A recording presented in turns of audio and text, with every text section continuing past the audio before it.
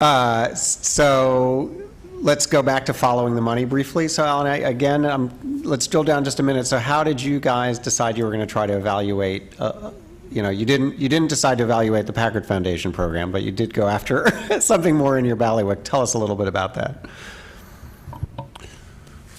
Well, again, what spurred our inquiry was the actions that were occurring over at the National Cancer Institute.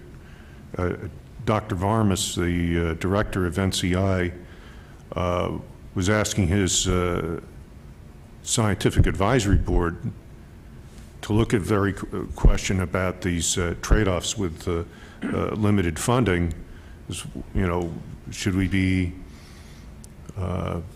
rethinking our priorities about how much we're spending on communications and education, and maybe, I guess the implication of that possibly being, or certainly of interest to my members, is to the extent you could find some efficiencies and some savings and some streamlining in the communication and education side, that money could be used to fund a couple of additional research projects, which is of great urgency right now. And Alan, just remind us, what's the overall budget of NCI roughly?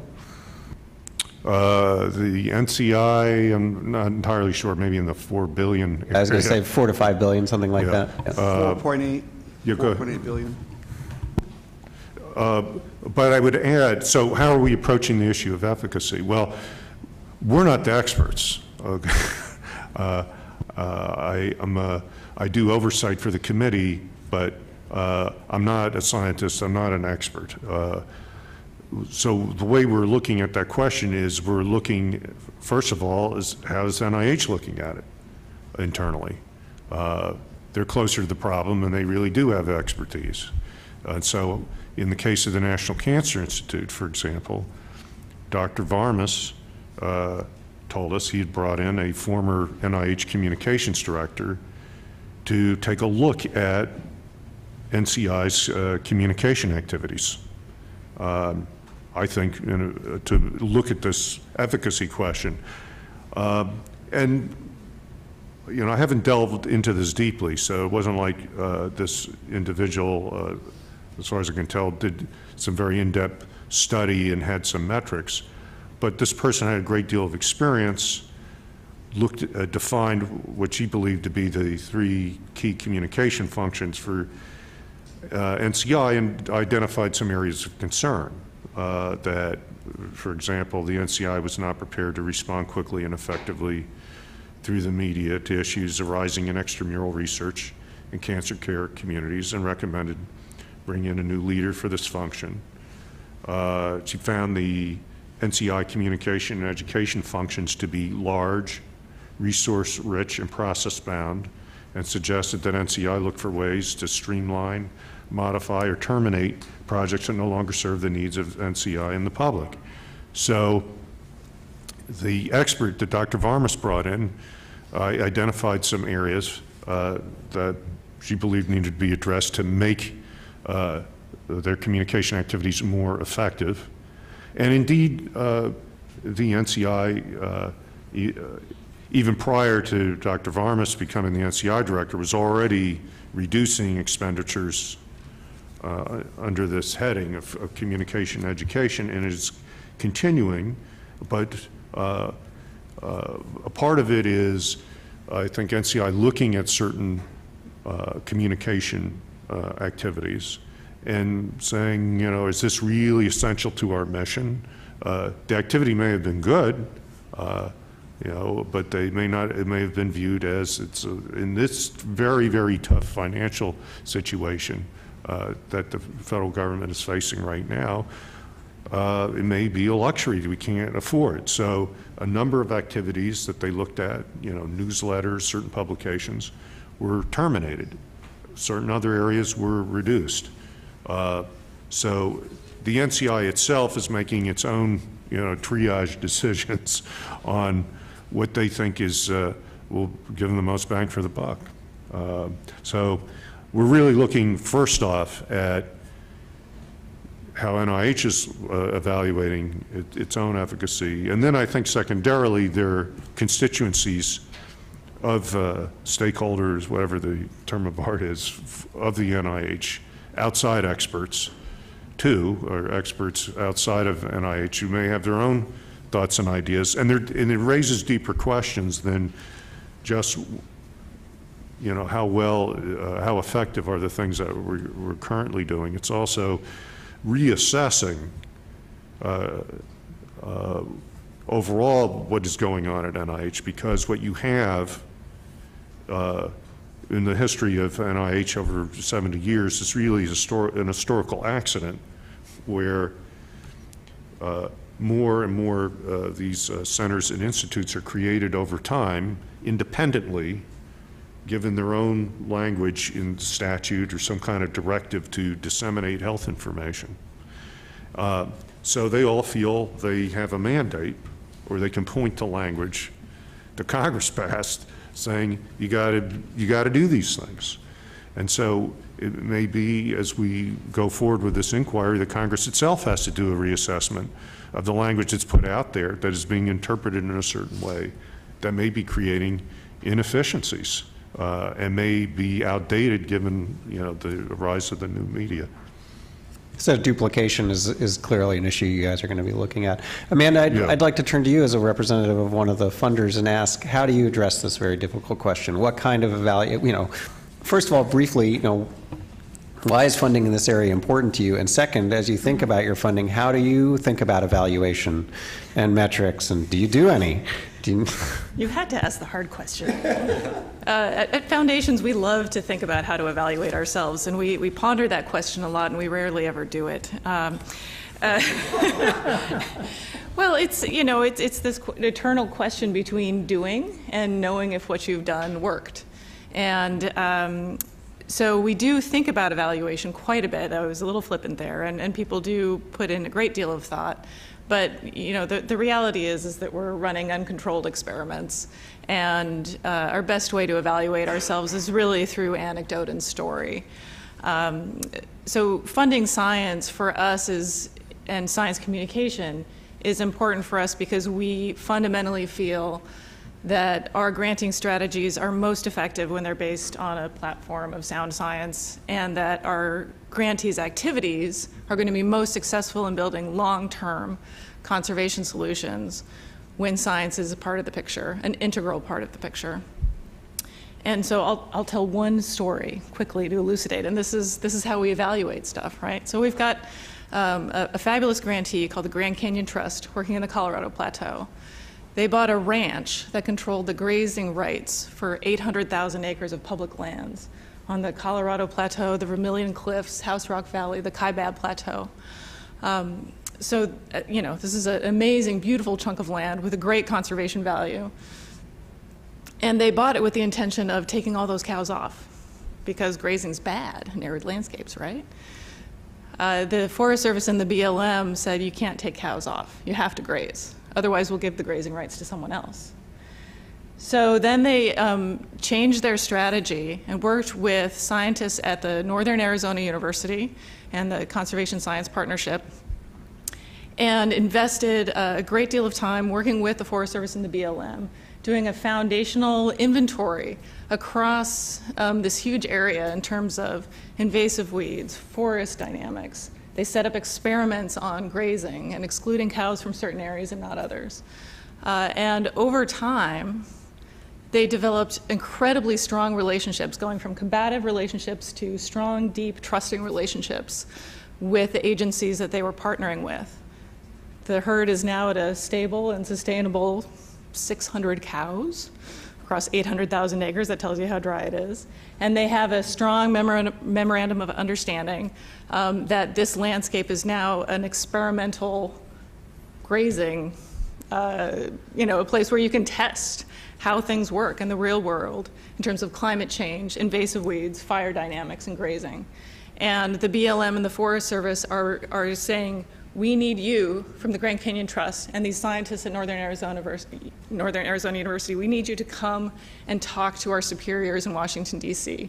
and tell this story because we need to do this sort of thing elsewhere. And, you know, that's anecdote. That's how we evaluate. But it seems Really. to me that's also an example of what Bruce and Rick talked about know thy audience. It seems to Yes. me that's a communication strategy that's not based around telling my aunt and grandmother about grazing on the canyon. Exactly. It's who are you communicating to and why. And I will say it evolved over time. And it evolved from, you know, Grand Canyon Trust trying to think about eliminating grazing and, you know, bringing in scientific evidence showing that grazing was bad, to now a transformation of how do we study the system, how do we learn more about it, and use it to make really informed choices for conservation in the future. John, I'm wondering if you'd tackle it from another funding area. How do you guys think about evaluation? What are you thinking about when you want to know if your money's being well spent in this area? We really do not evaluate our awardees based on their success as communicators. We have more evaluation at our K through 12 science education program, where we really have expectations that that will be information about the program and about the importance of STEM education is communicated to the local school district, the local communities. And so we have that as sort of part of our evaluation. How are you letting people know about what you're doing? Our awardees, we try to help them by telling them how to communicate science. We have a very good communications officer. We've put together a YouTube of several of our awardees. We see ourselves as much more the ones communicating about what our awardees are doing than our awardees having necessarily to communicate about what they're doing. That's not to say that we discourage them. We're just sort of neutral about it. They will get a lot of encouragement, I assure you, from their institutions. Almost all of them are in academic institutions, and many of them do exciting things, and so we get the press releases. But that is not, we don't see our role of, well, if you don't communicate, you don't get the next installment of the grant. And can I ask you, how do you balance this issue that Rick discussed of institutional promotion versus the topic that you funded? How does your own communications office make that balance? Is you as the funder front and center often in those communication vehicles, or is the research and the researcher generally front and center? It certainly varies. We do a lot of communication. We have a monthly web magazine called Focus, and each time we try to focus on a different one of our researchers. And we put out an annual report, as everyone does. My hope, in fact, is that the institutions are communicating more than we are. We have probably out there at any given time about 300 awardees. We give our money directly, well, to institutions, but directly support individuals. And my expectation is most of the communication about their success will be done by the institutions. All of them are at academic institutions, and so of course you're a bit at the mercy of how that mechanism works, but we try to focus on one person a month, so we're obviously not covering them all. We feel that the main mechanism will be through the institutions where they work. Kai, do you want to weigh in here on how Packard thinks about evaluation and success? Well, I want to come back to something that Bruce and Rick said at the very beginning about the better safe than sorry kind of approach. Because I think one way that we evaluate, I mean, I agree with what Amanda said, and her story about the Grand Canyon Trust, I think, is a great illustration of what we would call a success. But in the foundation world, I think we're also alert to what would be seen as a failure or as a mistake. So part of the evaluation is an implicit caution about getting ourselves and our grantees into a disadvantageous perspective. So avoiding raising controversies that are unproductive. Oftentimes we want to raise controversies from an NGO perspective in the environmental field. For instance, Compass has just played an important role in raising the visibility of some research at the University of Hawaii about when climate change will have an important effect on marine ecosystems and bring marine creatures into unprecedented environmental conditions. And the answer to that is by the middle of this century, there will be some, they're expected to be some real scientific transitions. Whether they're going to be economically and culturally visible is a different question. But it's so we're interested certainly in communication successes and anecdotes. We're also interested in avoiding or minimizing the impact of science communications that might complicate the activist agendas of our other grantees. And I suppose a recent example is the way in which the National Research Councils work on fisheries and on the recovery of formerly overfished fisheries, and the schedule with which overfished fisheries are recovering has created a lot of stir in the fisheries management world, because the Academy said things are going pretty well within the scope of a 10-year time frame, and this is something which, of course, people who are pressing for further fishery reform don't find welcome. Come back to what Rick or Bruce said at the beginning.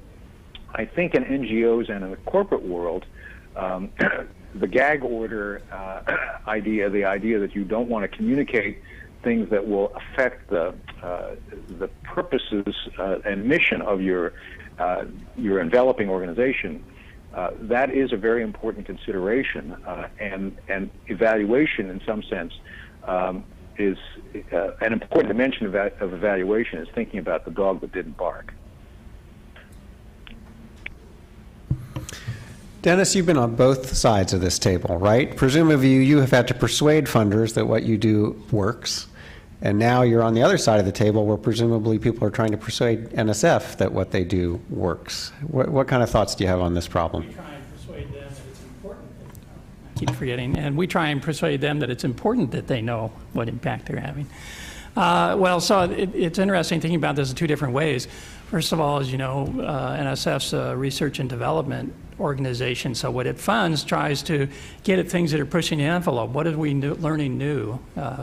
We are now advancing the informal STEM learning is the program that I lead, $47 million a year in the present appropriation, or last year's appropriation.